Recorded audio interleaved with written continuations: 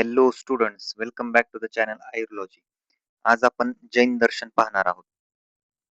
याच्या आधी आपण चार दर्शन पाहिलेले आहे. आता आपण जैन दर्शनाला सुरुवात करणार आहोत. जैन दर्शन म्हणजे काय, नेमकं काय?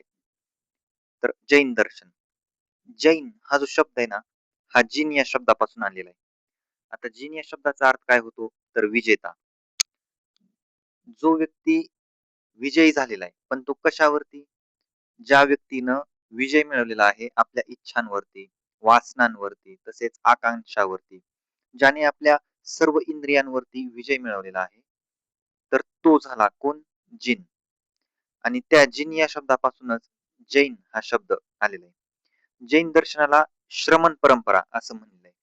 श्रमण परंपरा म्हणण्याचं कारण असे की जैन दर्शन म्हणजे काय, तर ज्या दर्शनामध्ये लोक संसार सोडून या जीवनाचा उद्देश काय आहे हे पारखण्यासाठी संसार सोडतात, तप करतात, त्याग करतात, साधना करतात, त्याला आपण श्रमण परंपरा असं म्हणलेलं आहे. जैन दर्शन, जैन दर्शन हे तर हे जैन दर्शन वर्धमान महावीर यांच्यामुळे प्रसिद्ध झालेले. वर्धमान महावीर हे 24वे तीर्थकर आहेत जैन दर्शनाचे. आता त्यांच्याबद्दल आपण पाहूयात. वर्धमान महावीर यांचा जन्म बिहारमध्ये कुंडलपूर नावाच्या गावामध्ये झालेला आहे. महावीरांच्या मातेचे नाव त्रिशला आहे, पित्याचे नाव सिद्धार्थ, भावाचे नाव नंदीवर्धन, बहिणीचे नाव सुदर्शना, तसेच पत्नीचे नाव यशोदा व मुलीचे नाव प्रियदर्शना. हे एमसीक्यूला विचारलं जाऊ शकतं, त्यामुळे ही नावं पाठ असणं गरजेचं आहे. बुक मध्ये दिलेले. वर्धमान महावीर हे जैन पंथाचे 24वे आणि शेवटचे तीर्थकर होते. आता तीर्थकर म्हणजे नेमकं काय, तर आपले जे मंदिर आहेत ते आपल्यासाठी तीर्थस्थळ आहेत. आता तीर्थस्थळ या शब्दाचा अर्थ काय होतो? तीर्थ म्हणजे पवित्र स्थान, पवित्र मंदिर. आणि तीर्थकर म्हणजे जो मार्ग दाखवतोय. आपण मंदिरात जातो आपल्याला मार्ग शोधण्यासाठी, मार्ग हुडकण्यासाठी. आपण देवाकडे काहीतरी साकडं घालायला जातो, देवाकडे काहीतरी मागायला जातो, कारण देव आपल्याला मार्ग दाखवेल म्हणून आपण तिथे जातो. मग त्याचप्रमाणे महावीरांना तीर्थकर म्हणणे नाही, कारण ते आपल्या जीवनाला एक योग्य दिशा देण्यासाठी योग्य मार्ग दाखवणार आहेत, त्यामुळे त्यांना तीर्थकर म्हणलेलं आहे, जे मार्ग दाखवतात. आता या जैन पंथामध्ये दोन प्रकार आहेत. एक पंथ आहे श्वेतांबर पंथ, एक आहे दिगंबर पंथ. श्वेतांबर पंथ म्हणजे काय, तर साक्षात जैन महावीरांची वचने ज्या गोष्टीमध्ये ग्रंथित आहेत तर ते आहे श्वेतांबर. यांनाच मूल धर्मग्रंथ सुद्धा मानतात. पण दिगंबर काय आहेत? दिगंबरांना महावीरांचे मूळ ग्रंथ मान्य नाहीत. मान्य नाहीत म्हणजे ऍक्च्युअल मध्ये कसं आहे, तर दिगंबर पंथांचं म्हणणं असं आहे की जे मूळ ग्रंथ आहेत त्याच्यामध्ये महावीरांचे शब्द नाही, ते शब्द भेसळ आहेत, ते शब्द काळाच्या ओघात बदलले गेले आहेत, हे असं दिगंबर पंथांचं मत आहे. ते महावीरांना मानत नाहीत अशातला भाग नाही. ते ज्या ग्रंथाला मानतायत ते म्हणतायत की महावीरांचे शब्द त्या ग्रंथामध्ये ग्रथित नाहीयेत, ते शब्द दुसऱ्याचे आहेत, ते शब्द चुकीचे आहेत, असं दिगंबर पंथांचं म्हणणं आहे. जैनोक्त प्रमाण, जैन दर्शनाने प्रत्यक्ष आणि अनुमान या दोन प्रमाणाला स्वीकृती दिलेली आहे. जैनोक्त द्रव्य, जैनोक्त जैनांनी सहा द्रव्य सांगितले: धर्म, अधर्म, आकाश, काल, पदगल, तसेच जीव. पदगुल म्हणजे साधी गोष्ट लक्षात ठेवा, भौतिक पदार्थ, त्याला पदगुल म्हणलेले. जैनोक्त तत्वे काय आहेत? 7 जैनोक्त तत्वे आहेत: जीव, अजीव, आस्त्रव, बंध, संवर, निर्जरा, तसेच मोक्ष. आणि या 7 मध्ये 2 ऍड करायचे, पाप आणि पुण्य, तर ते जैनोक्त पदार्थ होऊन जातात. बघा, जैनोक्त प्रमाण 2 आहेत, प्रत्यक्ष आणि अनुमान स्वीकारलेले आहेत. जैनोक्त द्रव्य 6 आहेत, जैनोक्त तत्वे 7 आहेत, आणि त्या 7 मध्ये परत 2 ऍड केले. 7 ऍज इट इज घ्यायचे आणि त्याच्यामध्ये 2 पाप आणि पुण्य, जर हे 2 ऍड केले तर ते जैनोक्त पदार्थ होतात: जीव, अजीव, आस्त्रव, बंध, संवर, निर्जरा, मोक्ष, पाप व पुण्य. जैनोक्त रत्नत्रय काय आहे ते पाहूयात. ज्याप्रमाणे बौद्धांनी आपले 4 चतुरार्य सत्य सांगितले, त्याच्यामध्ये दुःख, दुःख कारण, दुःख निरोध व दुःख निरोध मार्ग, त्या दुःख निरोध मार्गाला अष्टांगिक मार्ग सुद्धा म्हणलेले आहे. मग ज्याप्रमाणे मोक्षासाठी ह्या बुद्धांनी 4 स्टेजेस सांगितलेले, त्याचप्रमाणे मोक्ष मिळवण्यासाठी जैन दर्शनाने रत्नत्रय म्हणजे 3 रत्न, त्रय या शब्दाचा अर्थ होतो 3, 3 मोक्षाचे उपाय सांगितले.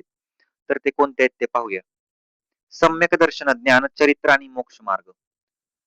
पहिलं आहे सम्यक दर्शन, दुसरं आहे सम्यक ज्ञान आणि तिसरं आहे सम्यक चरित्र. एक एक पाहूयात आपण. सम्यक दर्शन म्हणजे काय? दर्शन या शब्दाचा अर्थ होतो पाहणे, तथ्य पाहणे, ट्रुथ पाहणे, योग्यत पाहणे. म्हणजे राईट फेथ किंवा राईट व्ह्यू असला पाहिजे. कुठल्याही गोष्टीकडे पाहण्याचा आपला एक राईट व्ह्यू असला पाहिजे. ना राईट विंगच लक्षात घेता ना लेफ्ट विंगच लक्षात घेता आपला राईट व्ह्यू काय असू शकतो, ह्या गोष्टी योग्य ठरतात.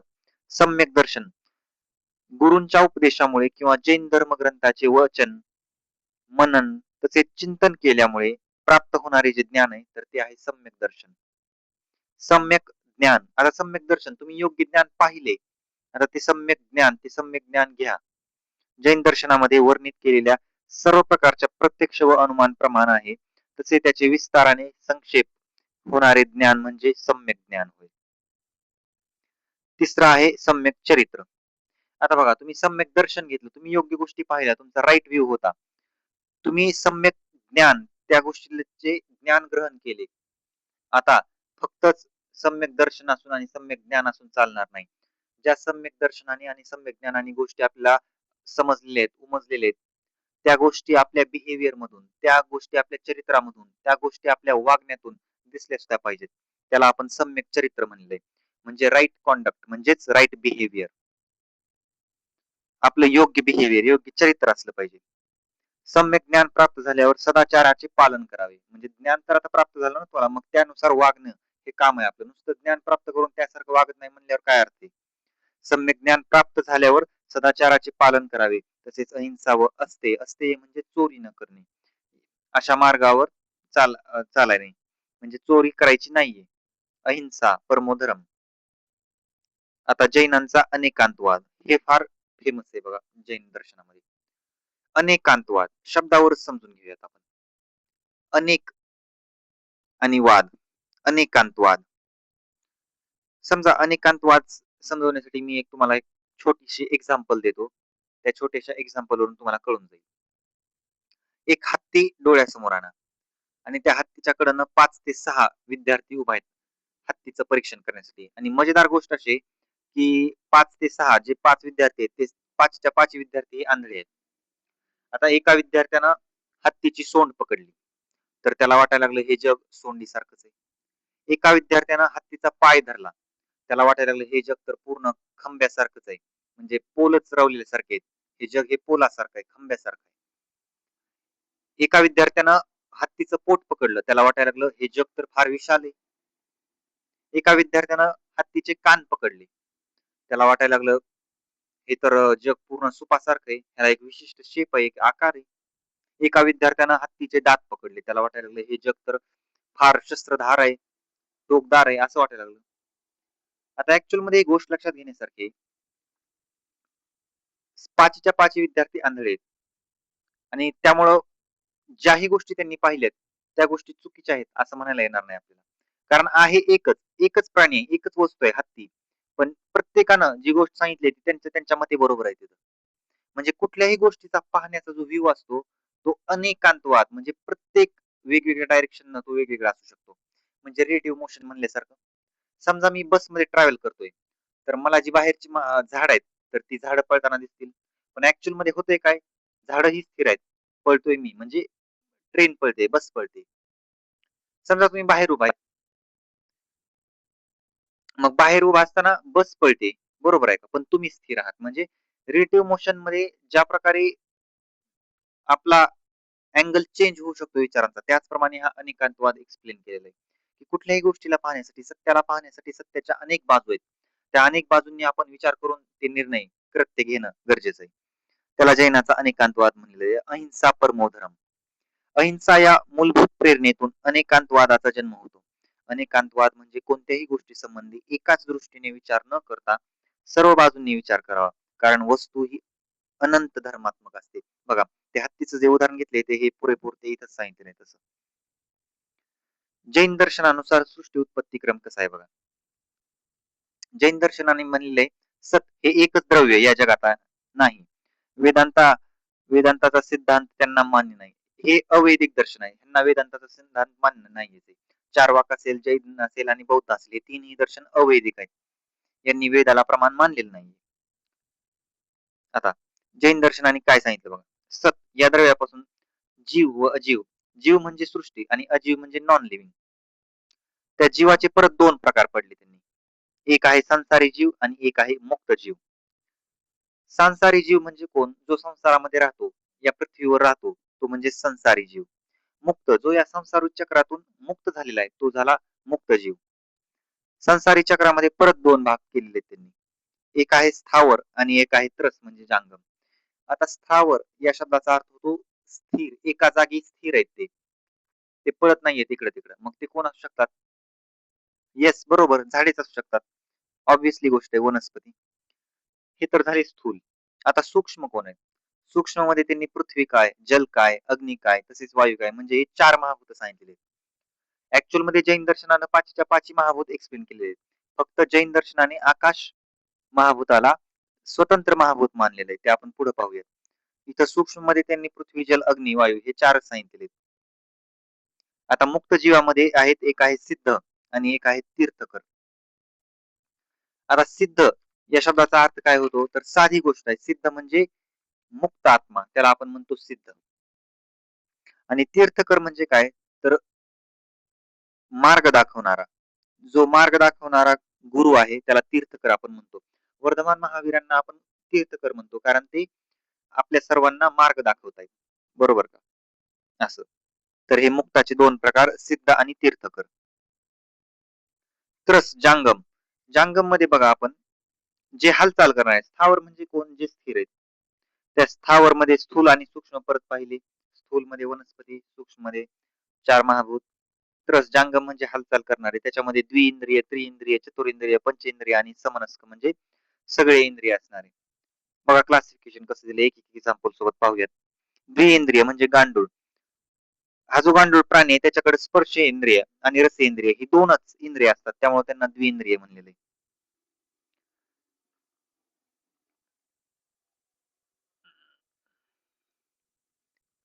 जे त्रिइंद्रिय आहेत, त्रिइंद्रियाची मुंगी आणि ढेकून हे उदाहरण सांगितलेलं आहे. तर तिथं स्पर्शेंद्रिय, रसेंद्रिय प्लस घ्राणेंद्रिय हे 3 सांगितलेले आहेत. बघा हे तर थोडस कट झाले, हे पुढे येतं. घ्राणेंद्रिय. त्रिइंद्रिय मध्ये स्पर्शेंद्रिय प्लस रसेनेंद्रिय प्लस घ्राणेंद्रिय.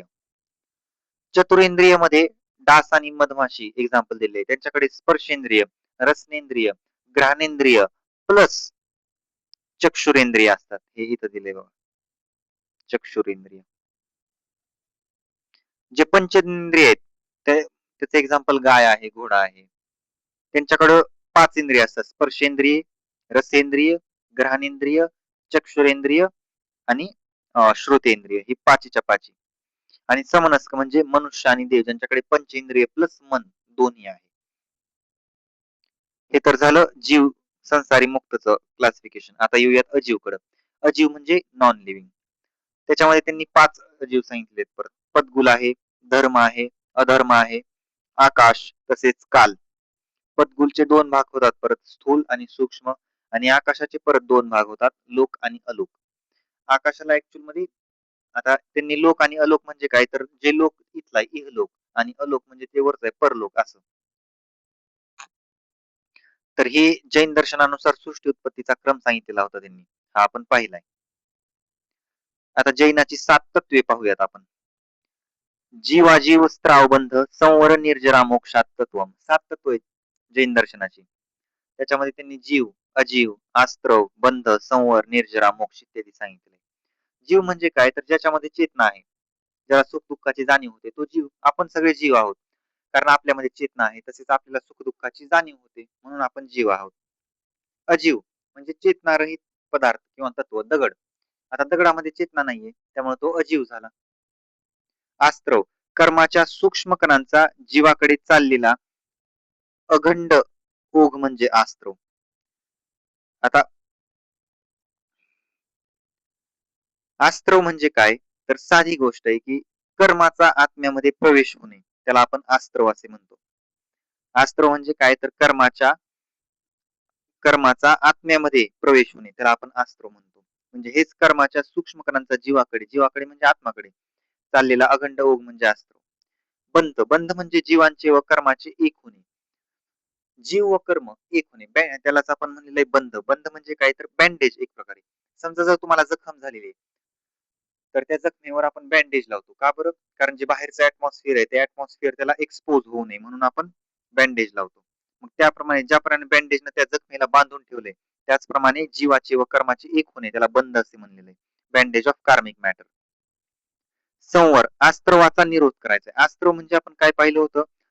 तर अस्त्र म्हणजे कर्माचा आत्म्यामध्ये प्रवेश करणे, त्याला आपण अस्त्र म्हणलेले, बरोबर? मग संवर काय म्हणले? तर अस्त्रवाचा निरोध म्हणजे चांगल्या आचरणाने कर्माचा प्रवाह रोखणे, त्याला आपण अस्त्रवाचा निरोध म्हणतो. जीवाकडे म्हणजे आत्म्याकडे चाललेला कर्म पद्गुलाचा स्त्रोत आवरणे, हे संवर. निर्जरा, निर्जरा म्हणजे कर्माच्या आंशिक रूपाला थांबविणे व त्यागणे, त्याला आपण म्हणतो partial dissociation of karmic matter. सातवा आहे मोक्ष.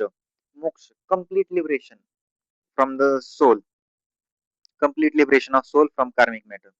हा जो पूर्ण संसार आहे, या संपूर्ण कर्मकांडी दुनियेतून स्वतःला मोक्ष मिळवून देणं म्हणजे मोक्ष, म्हणजे कम्प्लीट लिबरेशन ऑफ सोल. आत्म्याचा संपूर्णपणे लिबरेट म्हणजे सुटून जाणे या कार्मिक गोष्टीपासून. तर हे होते 7 पदार्थ. त्या 7 पदार्थामध्ये आपण जर पाप आणि पुण्य या 2 गोष्टी ऍड केल्या तर 7 तत्व होते. त्या 7 तत्वामध्ये आपण 2 पदार्थ कोणते ऍड केले? पाप आणि पुण्य. तर ते काय होतील? पदार्थ. म्हणजे 7 तत्व आहेत, त्या 7 तत्वामध्ये पाप आणि पुण्य ऍड करा तर ते होतात पदार्थ. पुण्य, पुण्य म्हणजे काय? तर जो आत्म्याला पवित्र करतो तो म्हणजे पुण्य. आणि पाप म्हणजे काय? तर जे आत्म्याला मलिन करतो. पाप आणि पुण्याचा देवाशी काहीही संबंध नाहीये. पाप ते एखादी गोष्ट केल्यावर आपल्याला रिग्रेट वाटतं की बाबा हे माझ्याकडून फार चुकीचं झालं, हे माझ्याकडून व्हायला नाही पाहिजे होतं, माझ्याकडून समोरच्या माणसाचं मन दुखावलं गेलं विनाकारण, तर हे झालं पाप. का बरं? कारण हे जे कार्य आहे हे स्वतःच्या आत्म्याला, तुमच्या आत्म्याला मलिन करते, म्हणजे हेच झालं पाप. आणि समजा एखादी गोष्ट केली आणि तुम्हाला वाटलं की अरे यार हे माझ्याकडून फार चांगलं झालं बरं का, माझ्याकडून एखाद्या गरजू व्यक्तीची होईल तेवढी मदत झाली माझ्याकडून, नक्कीच उत्तम झाले हे तुमच्या आत्म्याला पवित्र करतं, तर ते हे झालं तुमच्यासाठी पुण्य. त्यामुळे पाप आणि पुण्याचा देवाशी संबंध जोडणं चुकीचं आहे. सिद्ध, सिद्ध म्हणजे काय? तर संसारी जीवाच्या सुखदुःखाविषयी सदैव उदासीन असणे. आपण सिद्ध पाहिलंच. सिद्ध म्हणजे काय आहे? तर अंतिम मुक्तावस्था म्हणजे सिद्ध आहे. आणि तीर्थकर म्हणजे काय? तर संसारी जीवांना काही काळ तरी ज्यांनी मार्गदर्शन केले आहे म्हणजे तीर्थकर, मार्गदर्शन करणारे गुरु म्हणजे तीर्थकर. आता जैन दर्शनाचे 2 प्रमुख पंथ, एक आहे श्वेतांबर पंथ आणि एक आहे दिगंबर पंथ. श्वेतांबर नावातच आहे श्वेतांबर. श्वेत या शब्दाचा अर्थ होतो पांढरे वस्त्र, पांढरा रंग. जे पांढऱ्या रंगाचे वस्त्र घालतात त्यांना श्वेतांबर पंथ म्हणतात. श्वेतांबर पंथांचे अनुयायी असे मानतात की स्त्री पुरुष हे एक समान नाहीत आणि स्त्रियांना पुरुषांपेक्षा कमी धार्मिक अधिकार आहेत. श्वेत म्हणजे पांढरी वस्त्रे, तसेच तोंडावर श्वेतपट्टी बांधतात, भिक्षा मागून खाणारे, केस उपटलेले, क्षमाशील व धूळ झाडण्यासाठी चवरी घेतलेले. आता ऍक्च्युअल मध्ये हे कसं आहे, श्वेतांबर जे तुम्ही जर पाहिलं पण असेल बऱ्याच वेळा, जर तुम्ही तुमच्या आसपासला कोणी जैन व्यक्ती राहत जरी असतील किंवा त्यांच्यामध्ये जर तुम्ही असं पाहिलं असेल तर कुठं बरेच व्यक्ती जे आहेत ते पांढरे वस्त्र धारण केले असतात. त्यांनी पांढरं वस्त्र धारण केलं असतं आणि तोंडाला पांढरी पट्टी बांधलेली असते. तर ते असं श्वेतांबर पंथ. त्यांचं म्हणणं काय आहे की स्त्री पुरुष हे एक समान नाहीयेत आणि स्त्रीला हे धार्मिक अधिकार पुरुषांपेक्षा थोडे कमी आहेत असं त्यांचं म्हणणं आहे. भिक्षा मागून खातात श्वेतांबर पंथ, क्षमाशील आहेत हे असं सांगितलेले. त्याच्या उलट दिगंबर पंथ आहेत. दिगंबर पंथांनी सर्व वस्त्रांचे त्याग केले. दिगंबर पंथ हे निर्वस्त्र आहेत. स्त्री पुरुषांना दोघांनाही समान अधिकार आहेत, समान धार्मिक अधिकार आहेत असं दिगंबर पंथांचं मत आहे. केस उपटलेले, पिसांचा झाडू घेतलेले, हाताची थाळी करणारे म्हणजे भिक्षा पात्र वापरत नाहीत हे. म्हणजे ज्या ठिकाणी भिक्षा मागायला गेले, समजा त्या घरातून त्यांना भिक्षा देण्यात आली, तर ती भिक्षा ते त्या तिथेच उभाच खातात ते, बसत नाहीये. तिथल्या ज्या दाराची भिक्षा आहे त्याच दारात तिथं उभा राहून भिक्षा खाणे, याला आपण म्हणतो हाताची थाळी करणे. म्हणजे तिथं भिक्षा देणाऱ्याच्या घरीच उभ्याने खाणे म्हणजे हाताची थाळी करणे. तर हे दिगंबर पंथांचे वैशिष्ट्य आहे. हे श्वेतांबर पंथ व दिगंबर पंथ. आता जैन दर्शनाचे आयुर्वेदामध्ये काय महत्व आहे बघा. जैन दर्शनोक्त प्रत्यक्ष व अनुमान प्रमाणाचा उपयोग हे आयुर्वेदाने घेतलेले आहे. बरोबर आहे. आयुर्वेदाने सुद्धा प्रत्यक्ष आणि अनुमान प्रमाण हे स्वीकारलेले आहेत. जैन दर्शनाने सुद्धा स्वीकारलेले. जैनाच्या रत्नत्रयांचा समावेश हा आयुर्वेदाने आचार रसायन व सद्वृत्तात केला आहे. सद्वृत्त हे आपण पाहिलेच आहे, संहितामध्ये आहे ते. तर या सद्वृत्तामध्ये आणि आचार रसायनमध्ये सुद्धा जैन रत्नत्रयांचा समावेश केलेला आहे. म्हणजे आयुर्वेदामध्ये हे घेतलेलं आहे जैन दर्शनातून. जैन दर्शनोक्त 7 तत्वे व 9 पदार्थांचा उपयोग सुद्धा आयुर्वेद शास्त्राने केलेला आहे. ज्या जैन दर्शनाची 7 तत्वे प्लस 9 पदार्थ आहेत यांचा सुद्धा उपयोग आयुर्वेद शास्त्राने केलेला आहे. तर हे होते संपूर्ण जैन दर्शन. एकदा क्विक रिव्हिजन करूयात आपण. तर जैन दर्शन पाहिलं आपण. जैन त्यांचे माता, पिता, भावाचे, बहिणीचे, पत्नीचे, मुलीचे नाव श्वेतांबर आणि दिगंबर 2 पंथ आहेत. जैनोक्त प्रमाण 2 आहेत. प्रत्यक्ष अनुमान. जैनोक्त द्रव्य 6 आहेत. धर्म, अधर्म, आकाश, काल, पदगल, जीव. जैनोक्त तत्वे ही 7 आहेत. जीव, अजीव, आस्त्र, बंध, संवर, निर्जरा, मोक्ष. त्याच्यामध्ये पाप आणि पुण्य ऍड केलं तर ते जैनोक्त पदार्थ होतील. जीव, अजीव, आस्त्र, बंध, संवर, निर्जरा, मोक्ष, पाप, पुण्य. जैनोक्त रत्नत्रय पाहिले आपण. 3 मोक्षाचे उपाय सांगितले आहेत. सम्यक दर्शन, सम्यक ज्ञान, सम्यक चरित्र. जैनांचा अनेकांतवाद, अहिंसा, परमोधर्म. जैन दर्शनानुसार सृष्टी उत्पत्ती सांगितली आहे. सतद्रव्यानुसार जीव, अजीव, परत संसारी मुक्त, त्यांचे परत मुक्तचे सिद्ध व तीर्थकर, संसारीचे स्थावर व त्रस जंगम. तसेच इकडं अजीवाचे पदगुल, धर्म, अधर्म, आकाश, काल हे अशा प्रकारे.